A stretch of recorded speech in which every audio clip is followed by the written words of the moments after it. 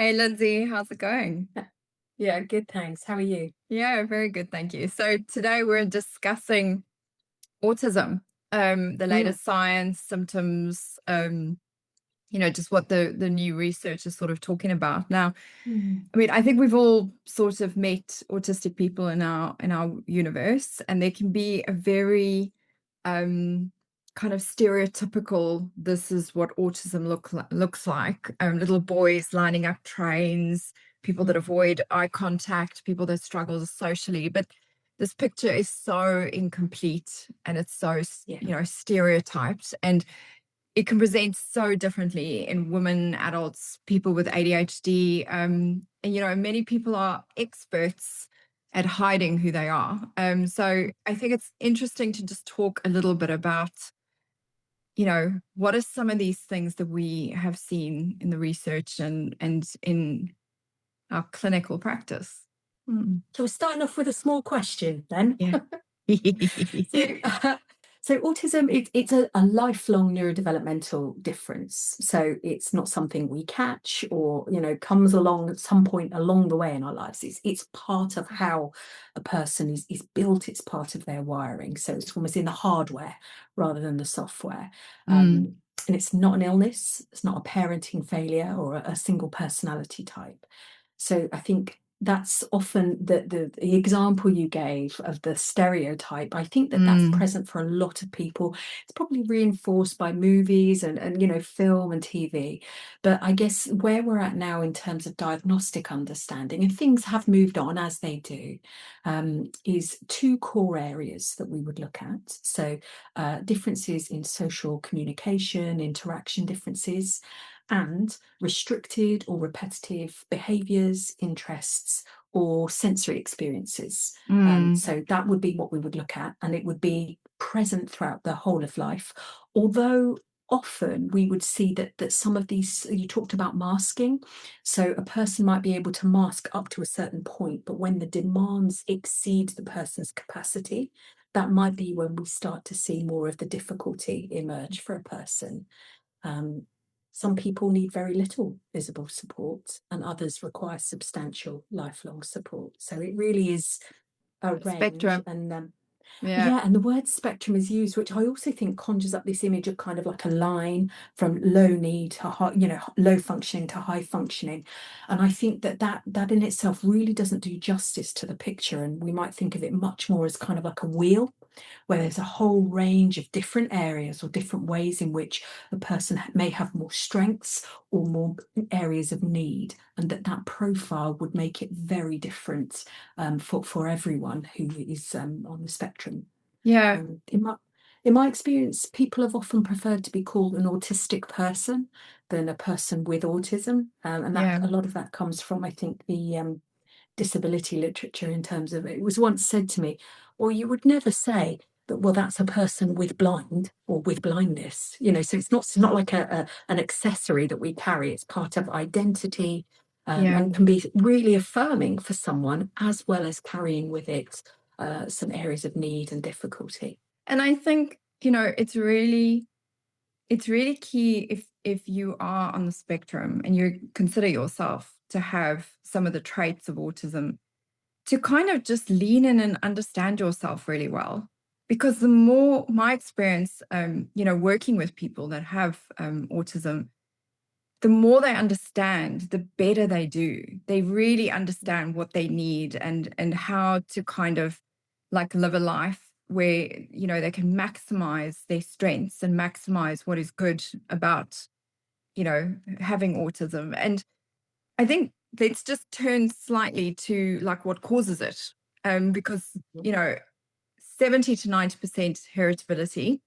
It's honestly one of the highest neurodevelopmental conditions that are out there. There is no single gene. There are hundreds of genes involved. So it's called Mm. polygenic, in that, it's in prenatal brain development. There's differences in neural connection and modest environmental influences, but no vaccine link. That the research has comprehensively disproven that, large scale, long studies have shown that there is no link to vaccines. So I know that was a big uproar at some point. So, Mm. what is interesting when, because I love clinical neuroscience, is looking at the brain stuff. It's a differently organized brain. Um, some networks will fire quite intensely and persistently, and then others connect less readily along long distances. And that shapes everything from how people can focus to how overwhelming and busy a room can actually feel. So, that part is really interesting. And then the other part that I really was quite excited to learn, which is that for neurotypical people, our brains are prediction machines, and we've really seen that, particularly in trauma science. We are trying to predict the world to kind of save energy and understand everything a bit better. But autistic brains rely less on this prediction mechanism, and they rely on new, raw information. So the result is that everything feels new, everything requires processing, and everything therefore costs more energy. So it's like if you are autistic, it's like you're driving somewhere new every single day, and you need, and that's why the attention can focus on, you know the nuance of what you just said, and what was that word that just happened there, that they're misunderstanding. It's like they have no prediction mechanism. They are trying to understand what is right in front of them right there. And if it doesn't make sense, that can lead to that kind of sense of misunderstanding or misattunement. The energy it must take. So Mm. if your brain doesn't operate on the same prediction model, which is ultimately about kind of energy saving for the most part, if you are processing all information all the time, you have to do so much more work to figure out, right, let's attend to all of the various pieces of information coming in and then try and figure it out. Yeah. And I guess that's just the person is running at such a high capacity. And we often would think of maybe social situations as being much more demanding for an autistic person because they're having to work so much harder to figure things out, to filter information, to make sense of how to respond in It's exhausting. appropriate ways. Yeah. Yeah, It's yeah. exhausting being autistic, because kind of starting from scratch, with a lot of things, trying to process things newly. And often, if we think a little bit about what it's like to be an autistic person, Mhm. it can be really, really overwhelming, on a daily basis. And let's maybe talk a little bit about, Mm. if you're walking into a coffee shop and you're an autistic person, what's it like for the person? Well, I guess let's start with maybe a neurotypical person. You might just walk in, filter out the humdrum, filter out the noise, focus on the menu, think about what you want, go get the coffee, stand in the queue and wait. But if your brain operates by absorbing much more information in your environment and you're more sensitive to noise, and I think sensory stuff is really interesting for autistic people because some people are oversensitive and some people are undersensitive. But let's take in the example of going into a coffee shop. If you actually paid attention to all of the sensory things that might Mm. be going on, there will be smells from the various food and drinks going on. There will be people chatting, people talking on phones, tills clacking, things beeping, coffee machines, phone, all of the noise, the hustle and bustle, people moving, someone scraping a chair.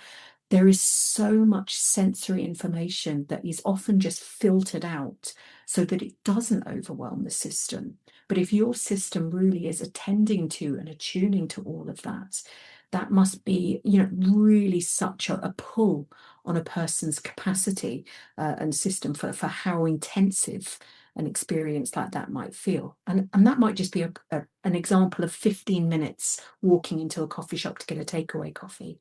If you multiply that every minute of every day where you're out functioning in the world, being around people, going to work, going to school, whatever it may be, that is a huge tax on a person's system, just for bare level functioning. Now, I guess if you layer on top of that social interaction, so it's Mm. commonly thought that maybe people have to work a lot harder to understand social cues, and there's less automatic sort of a natural sense of social interactions. So you might have to do much more conscious analysis. So of thinking about, use of humor, use of sarcasm, use of indirect statements, use of eye contact. If you are having to think about all of those things consciously, rather than it just being something that is automatically just happens, that's again and more taxing on the system. I was once given the analogy of it's a bit like being in a play where everyone around you seems to naturally just know what the script is, and you have to work so much harder to learn Yeah. line by line every single bit of the script just to feel like you're keeping up with the rest of the cast. And I guess that's helpful to bear in mind when, maybe people need a bit longer before they can answer a question that you've just asked them, because perhaps they're doing an awful lot more than a person who is sort of more neurotypical. So yeah, thinking about that, how it might feel, but that's certainly not the only way in which a person might experience their world differently. It might be, experience of flexibility or around change. So if something is, or if changes in plans or unexpected things happening or things not happening in the way you planned might be quite difficult, and that then you have to cope with coming up with a new plan quite quickly. That's another thing. So how flexible someone can be and how they respond to change might be another part of someone's experience. And thinking Yeah. about internal states, that's quite interesting. I think you were talking about that when we were speaking before, Yeah. I about the think, interoception and how yeah, we interpret internal cues. yeah, I think, one of the biggest overlapping sort of, commonly occurring other conditions or differences that happen with autism is sensory processing. Mm.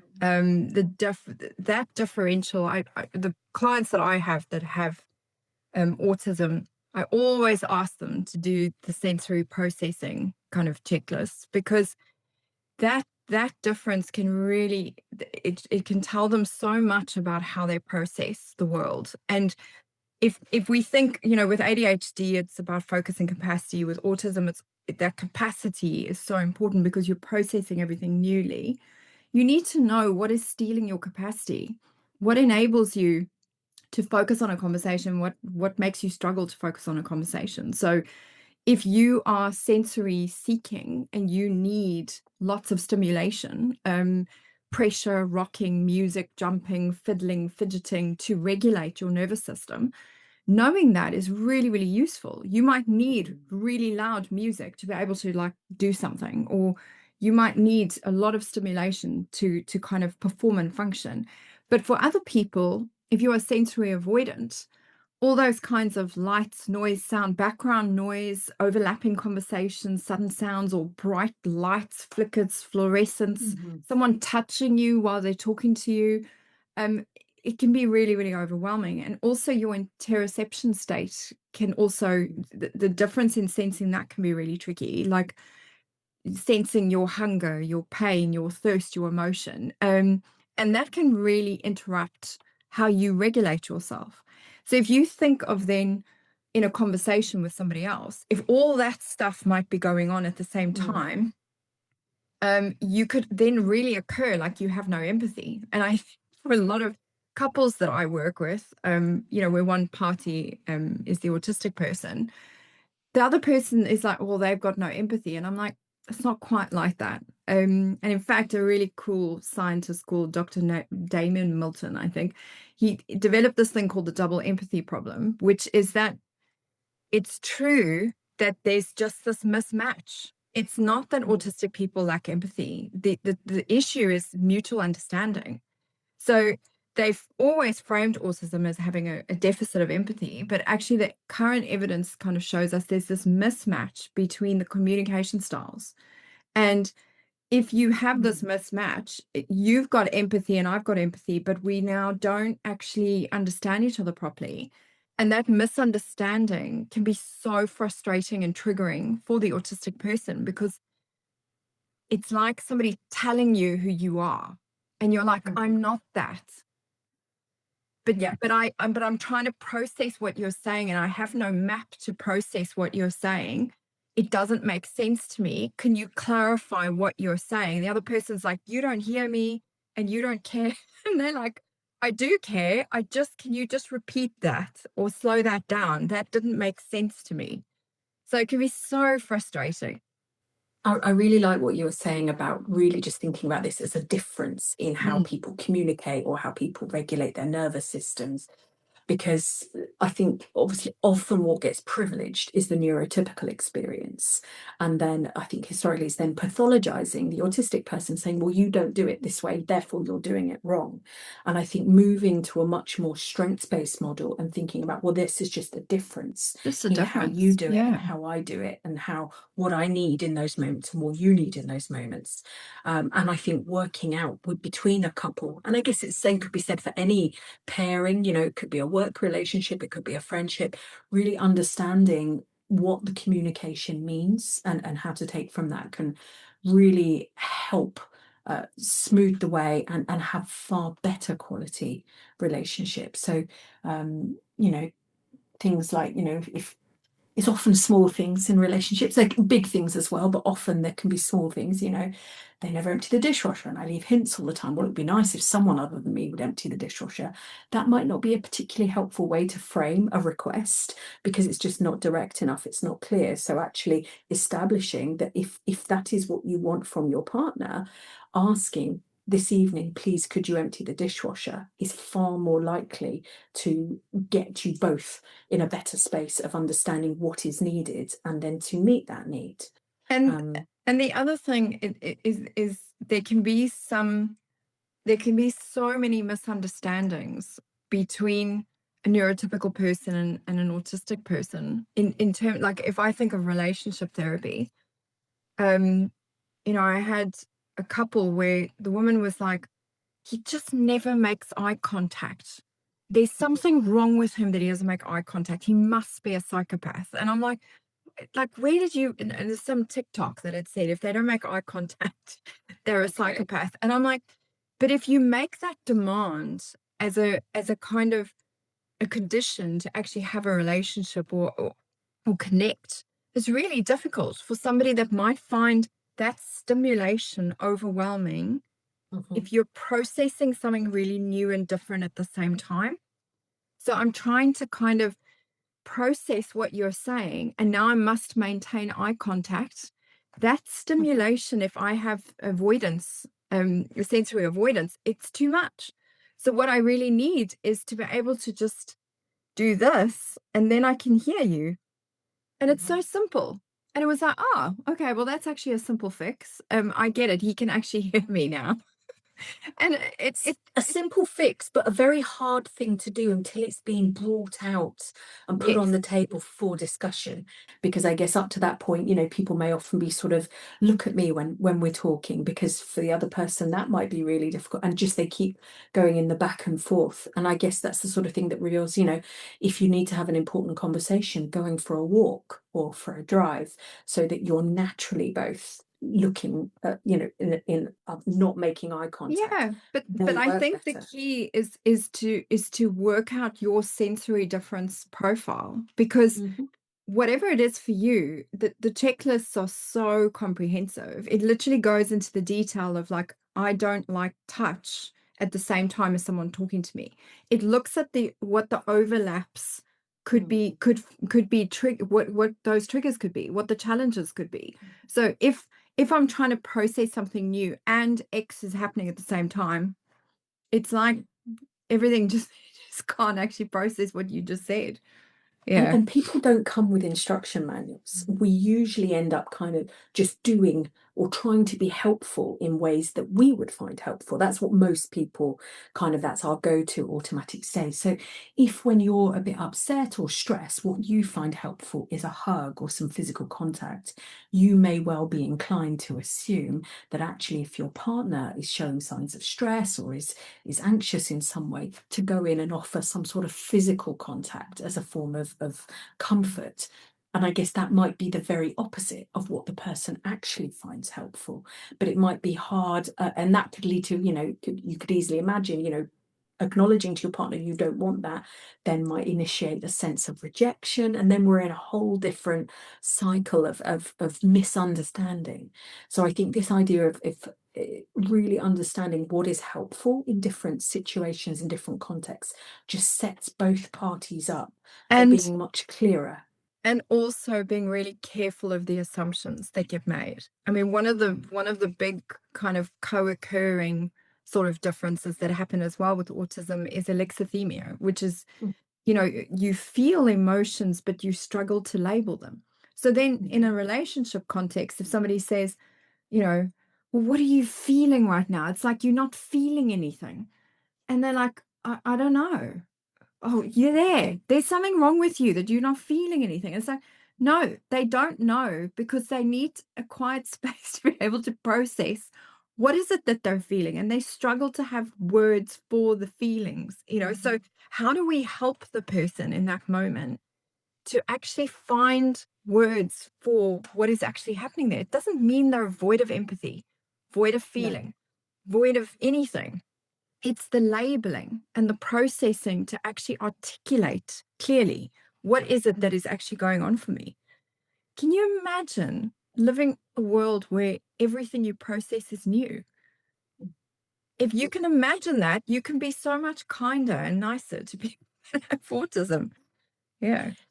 It's thinking about often the automatic assumptions. So if you're seeking to connect with someone, asking them how they feel might feel like, or might seem like a helpful or thoughtful or empathic way to initiate a conversation. And I guess it's just unpicking that it might be the opposite of it. And actually what we Yeah. might be thinking is finding different language or different ways to connect, which then has much better outcomes for both sides. And I guess, thinking about sort of interoception, that someone may feel something in their body, but you might struggle to think, is that an emotion? And then may not be able to identify which emotion exactly, but it may be, am I hungry, or am I too hot or too cold? So also thinking about, sometimes people find sort of their bodily cues, the information in their body, just need a bit more time to work out what it is that's going on for them. And sometimes that's worked out by a process of elimination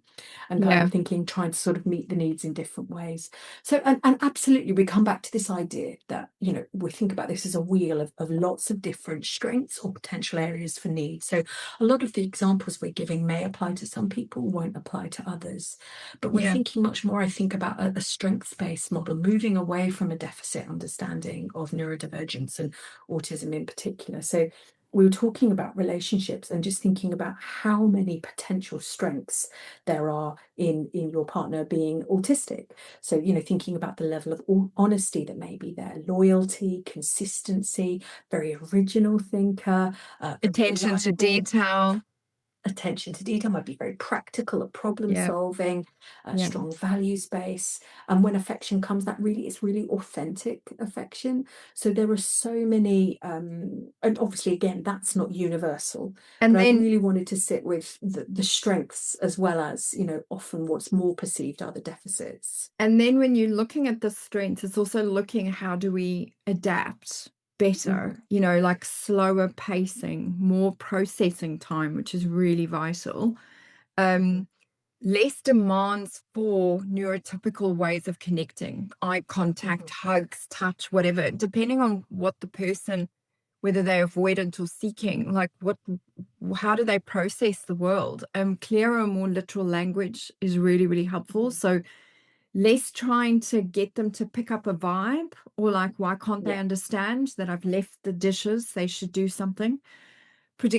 yeah. Predictability, structure, awareness of the environment and awareness of their sensory differences, and Mhm. kind of understanding that it's not making assumptions and not telling them who they are. Actually, curiosity about who they are, and seeking to understand, as opposed to you just don't understand me. And can you imagine what that's like, to embrace all the differences within a couple relationship, and kind of it opens up a whole new layer of ways of connecting and engaging. So rather than trying to fit a square peg in a round hole because one party is trying to make the other party do it the way they want it, and that's just a complete mismatch. And that would work, I guess, whichever way round you were looking at the relationship. Yeah. Thinking about how do you be really clear about what is helpful, when upset, maybe checking, do you want comfort? Do you want problem solving? What do you need right now?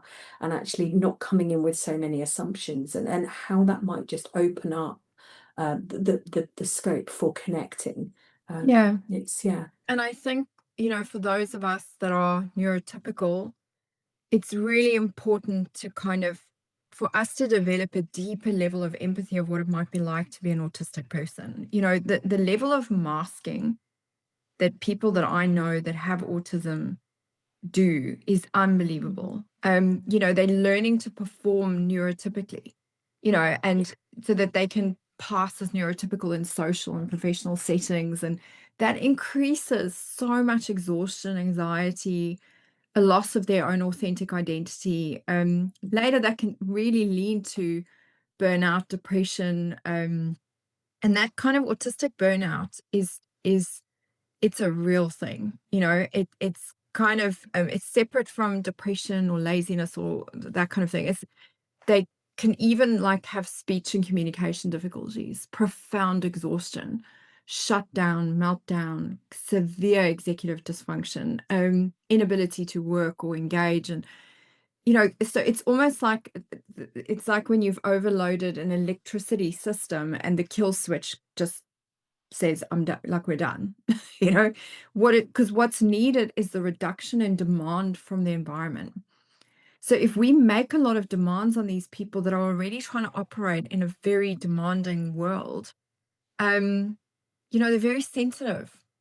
And that can be really, it can be too much for that person completely. And I think that idea of kind of environmental fit and kind of how a person might feel expected in what is predominantly a neurotypical set of expectations of how to function in the world and how to function at work, and just the energy it takes to fit into spaces that may not feel like a natural pairing for your preferences or how you might like to operate. The burnout you're talking can absolutely happen on that really sort of longer, that real, the battery is absolutely done, flat. But it can happen on a much more regular basis. So, the end of the day. So someone may seemingly function okay at work or at school, and then when they get home, that's when you see that they're just done in.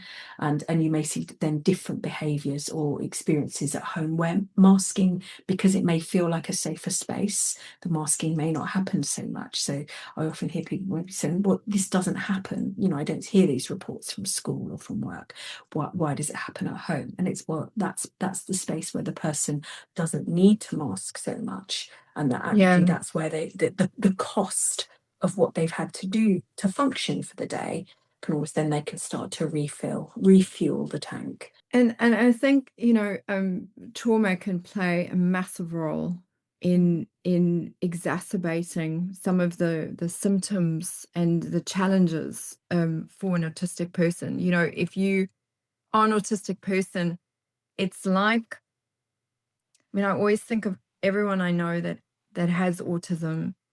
They're just beautiful people. Like they have such pure intentions, deep values, deep sense of justice, deep, like this is right, this is wrong, that kind of thing. And then if something comes in to their world that where a really bad thing has happened to a really good person, they cannot make sense of it. So if they've been corrected, they've been misunderstood, they've been punished, they've been bullied, or something horrific has just happened in their universe, something really unjust, something that was wrong. Processing that when it just doesn't make sense without collapsing here is so difficult for somebody that has autism, because they don't have that prior mapping of like, sometimes bad things happen to good people. It's so personal for them. So it can be really, really difficult to navigate the world like that. And I think we all know people that have autism, and stop treating them like there's something wrong with them. I think And that's that may so have been the key. person's experience through much of their life growing up. So when you're talking about trauma, there may be something about experiences of trauma that are exacerbated through the autistic person's lens, or their view, and their how they're interpreting or seeing that experience.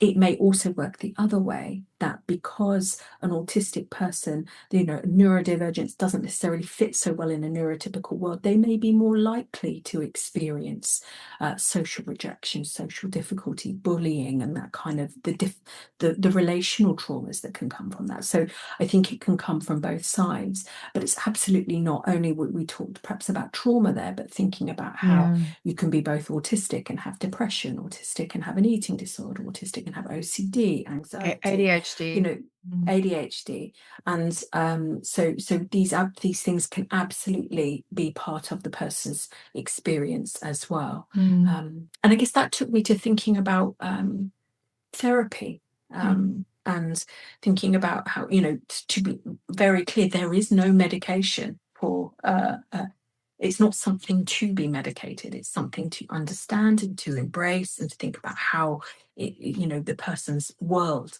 can connect in a different way for them.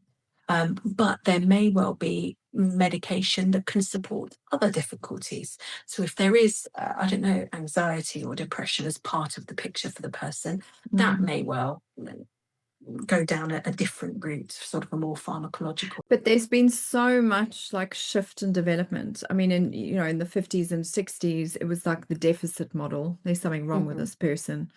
And I think the world is still slightly caught between that and the next model, which was the neurodiversity model.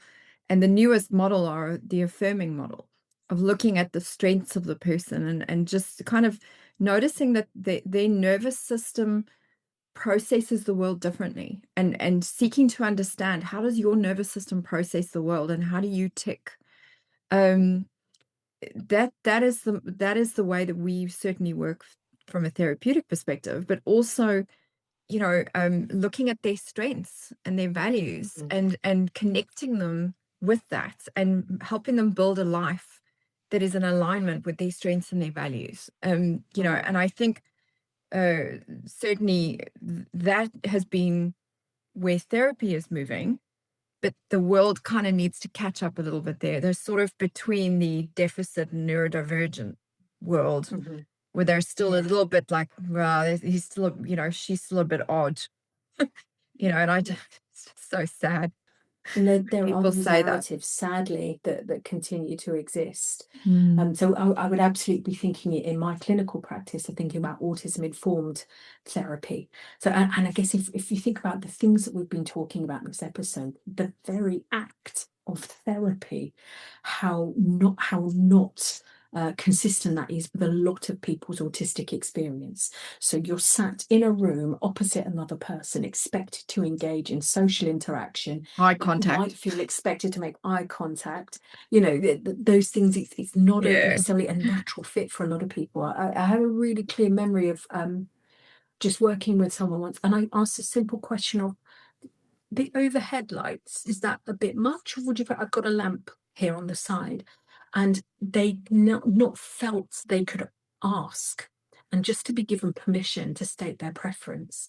And they said it made a huge difference to them in terms of the level of overwhelm and stimulation that this bright fluorescent light that we had on the ceiling versus just a softer, calmer lighting, but also the impact of validating that you can have preferences and let's work with them. Is there Yeah. anything else that you would find helpful or not? Yeah. And that for me has really shifted my practice, and just thinking about, this is just, as with anyone, understanding what makes this difficult task of a therapeutic conversation, what helps make it a little bit easier. But there's also something quite healing relationally in the limbic Mm, resonance of a human being interested and seeking to mm, understand and adapting to you.